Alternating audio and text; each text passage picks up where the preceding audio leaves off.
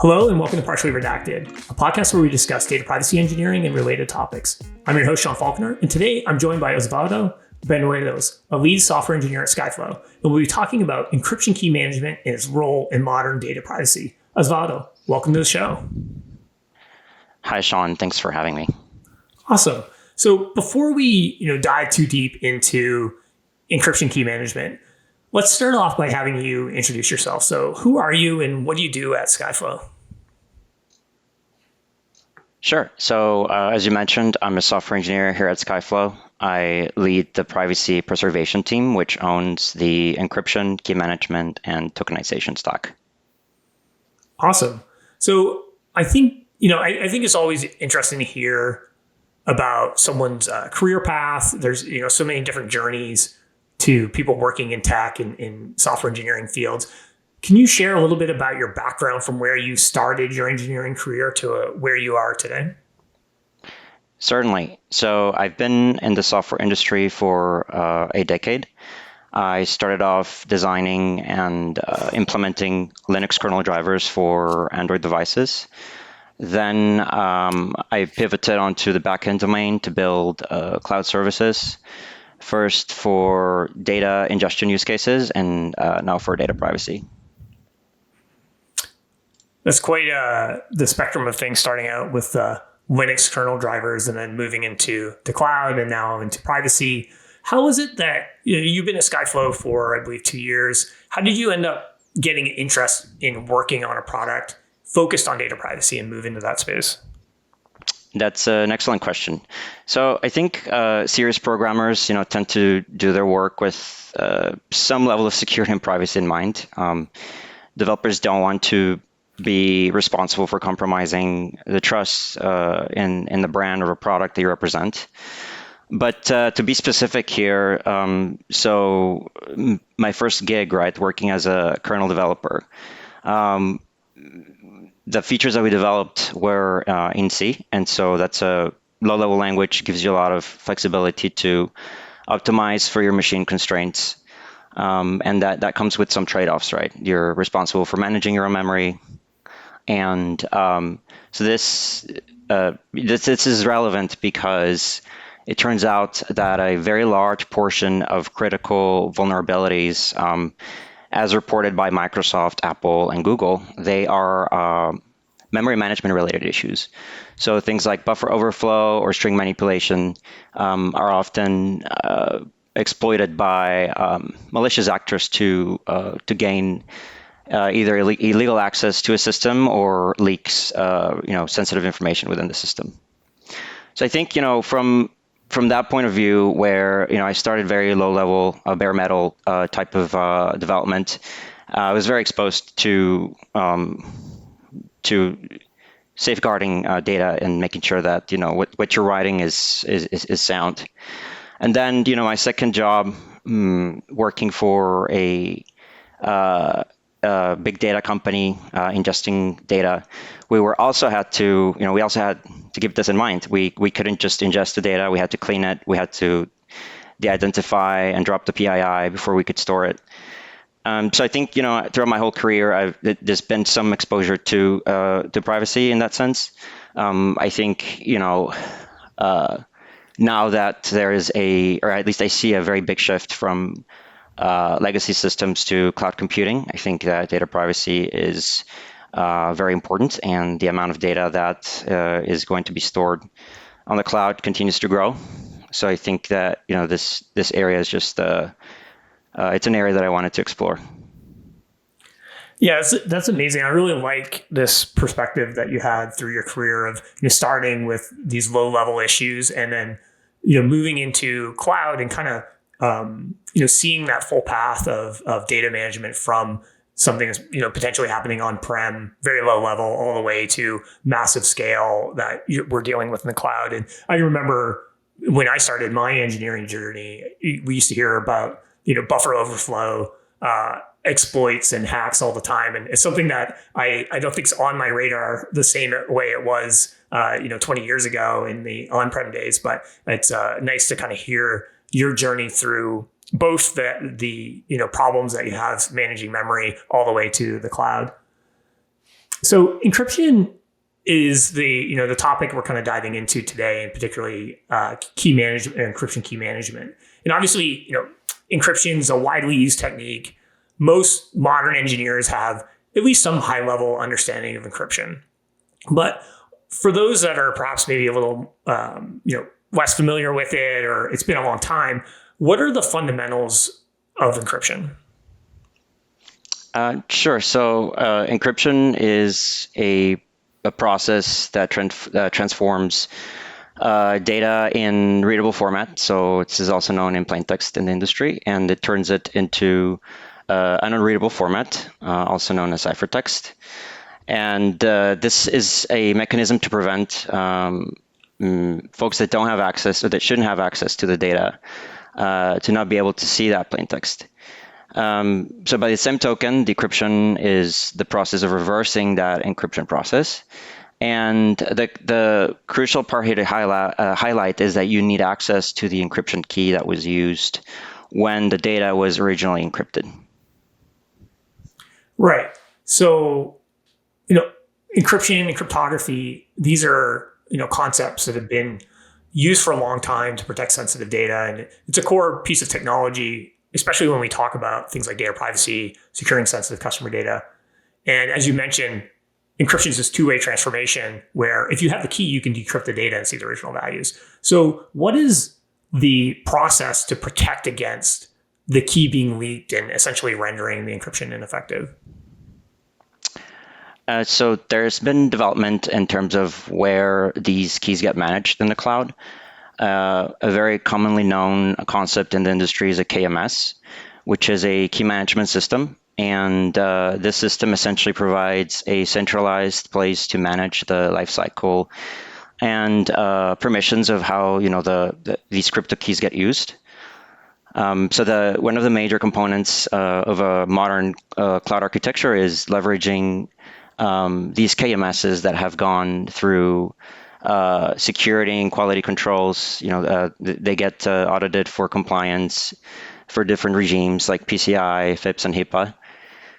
So the first step is, to leverage what you can from what is there on the industry and what's the best standard, and then improving upon that, right? Finding the gaps, and it's kind of an iterative process. If someone was to build their own encryption key management system, what's the process like? How complicated is that? Is that just a terrible idea to roll your own encryption key management system? And should you just stick with what's provided by the major cloud providers?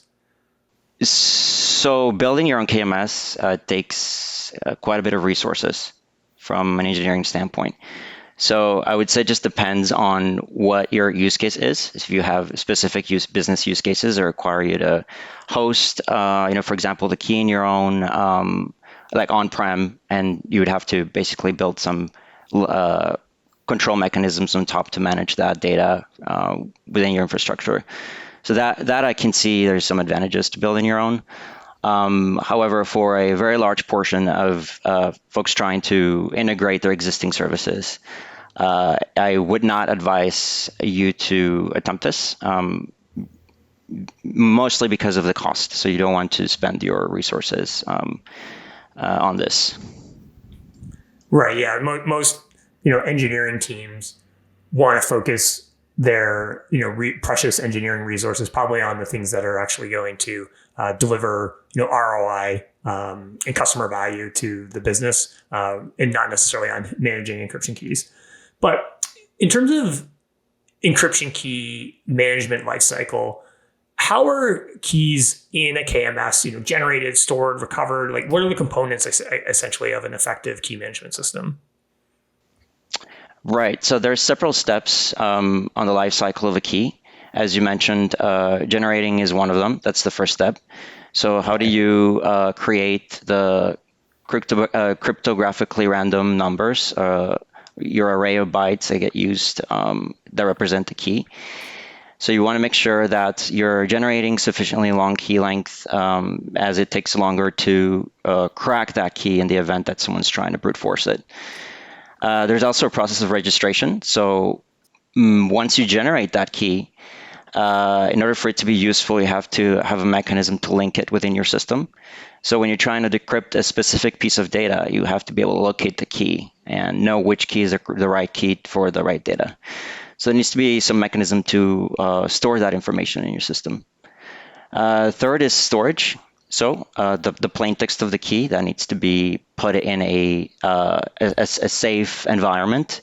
Like I mentioned earlier, a lot of cloud KMSs already provide certain quality control guarantees on where they're going to be storing that plain text. And then fourth is usage. So once you've generated, registered your key, and it's safely stored, you have to maintain the state of your key. So it basically, there's a different states associated with the key. If it's disabled, enabled, if it's for more advanced techniques, if it's pending import, if you're trying to import the key material, for example. So you need to track these different states for that key, and that falls within the use component. Fifth is rotation. So extensive reuse of keys can increase the attack surface in the event that the key is cracked by a brute force attack or some other means.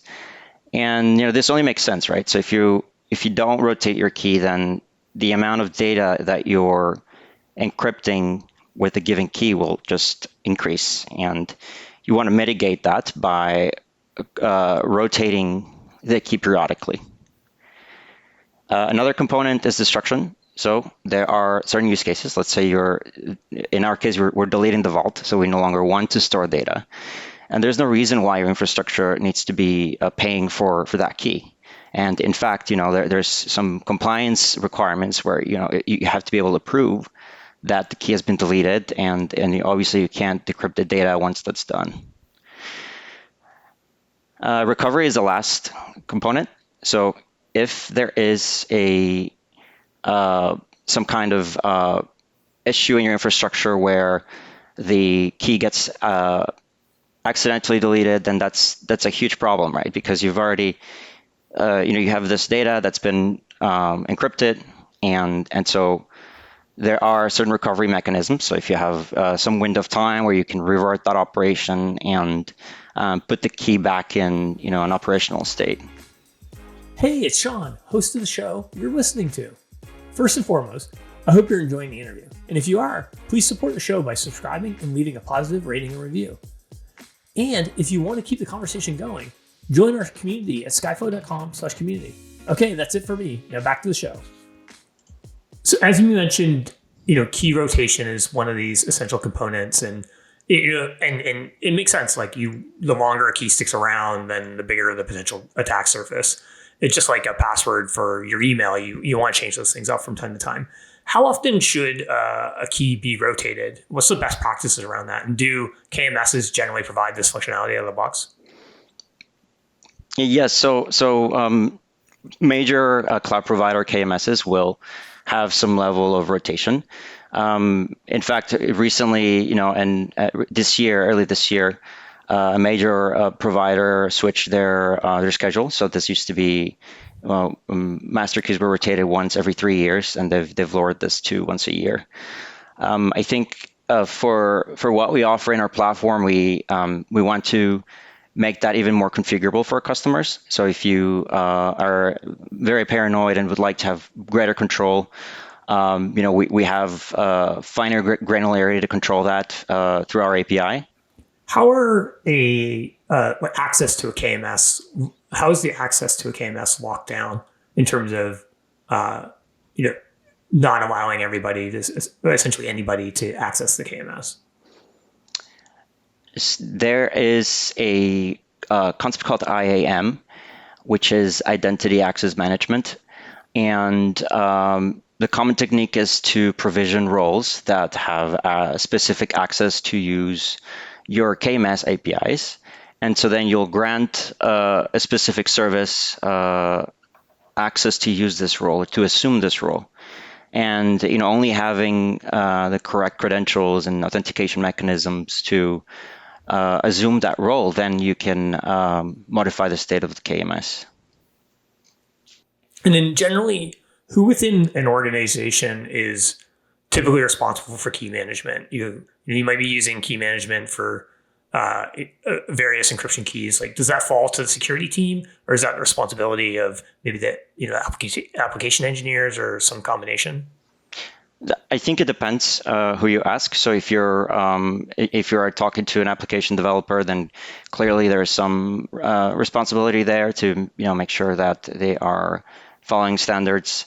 But if it's less of an application centric organization, right? If you're you might have someone like a chief information security officer that will set some guidelines, and then your IT department would then basically carry out those guidelines. I see. And then for people who are looking to use a KMS, what are some of the popular options on the market today? And are there pros and cons between them, or are they kind of from a feature perspective, or are they similar? There is several solutions. So just to name a few, HashiCorp Vault has an offering. Also, major tech companies like Microsoft, AWS, and Google, they have their own cloud offerings that will have a KMS offering. And I think the main factor there to decide who you're using is a lot has to do with vendor lock-in. So if your infrastructure is hosted in a specific cloud, it is likely that you want to use the integrations with other services that have been built. But no, even for us, just to make a note here, you don't have to be hosted on the same cloud, right? One of the features that we support is bringing your own key. So that means that even though we will have our platform and deploy it in a specific cloud, you get to keep control of your key, and you can host it in your cloud. And there's also another mechanism where you can host the plain text in a secure environment and securely import the key into our infrastructure. So you touched a little bit on, how Skyflow's KMS or key management works within our Skyflow Vault, and kind of zooming out to the larger picture of data privacy. It makes sense, of course, to encrypt data. If you're protecting customer data, you want to encrypt it, and you need this feature of robust key management. From your perspective, is this enough, or are there other technologies essentially a company needs to incorporate in order to have an effective privacy and compliance strategy? I think it's an important component, but it's not the only component. A comprehensive solution will also take into consideration other technologies like data governance and tokenization, in addition to key management. So it's really the combination of a bunch of these types of tools and technologies in order to really have a good sort of privacy posture as a company. In my opinion, that's correct. And also the integration between these different technologies within your product. So you mentioned a bunch of different tools and technologies, things like encryption, encryption key management, tokenization, data governance. Looking at the full spectrum of the data privacy space, are there big gaps in data privacy today? And are there future technologies or developments that you're excited about? Yes, so I think big gaps. There is a disconnect, in my opinion, between the developments that have happened recently in the cloud and the adoption. So there is a large cost that companies have to go through if they are running on legacy systems or non-cloud compliant applications. So there is a gap on that, on how to make that jump from what you currently have, the database systems that you've built internally, and leveraging what latest companies are building. So if there is some development to reduce friction in that transition, I think that has a promising future, in my opinion. Yes, that would be amazing. And are there, looking ahead in the space in the next 5 to 10 years, are there particular technologies beyond that you are interested in seeing become, enterprise ready or production ready?